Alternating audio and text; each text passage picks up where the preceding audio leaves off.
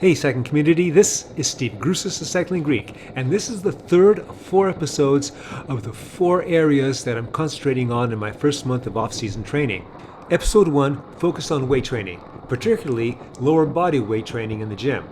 Episode 2 focused on the upper end. Yes, you got to pay attention to your upper end in the off-season, especially if you're old. Today's episode 3 is about endurance. Now you may be asking yourself, endurance? Of course you're supposed to do endurance during the off-season. Well, let's drill down a little bit into that. Setting aside whatever data from research indicates, there are many advantages to my doing a lot of endurance during the off-season. The first is, it's not taxing on my nervous system. It's not like doing VO2 max intervals where I've got to take 2 or 3 days off from not doing VO2 max intervals to be able to do the next one. I can pretty much do endurance rides one day after the other. Another advantage, and for me it is the main advantage, that it increases my mitochondrial density, as long as I do it correctly. So how does one do it correctly? Well, first thing is, you always keep spinning, and you always apply pressure to the pedals. You stay in your endurance zone or close to it. Pretty much that's it. You just got to put in the work, and you got to be consistent. What you've been looking at on the screen while I've been talking is a particular exercise in endurance riding.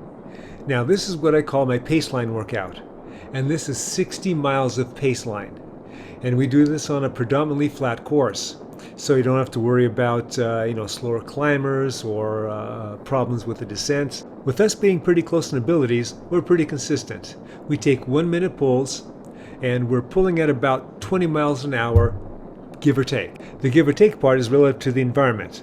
So if we have a little bit of a tailwind, we're going a little faster, a little bit of a headwind, a little slower. If we're on a little bit of a riser, we're going slower. And on the other end of the riser, we're going back down, then we're going a little faster, that type of thing. But we're pretty consistent at 20 miles an hour.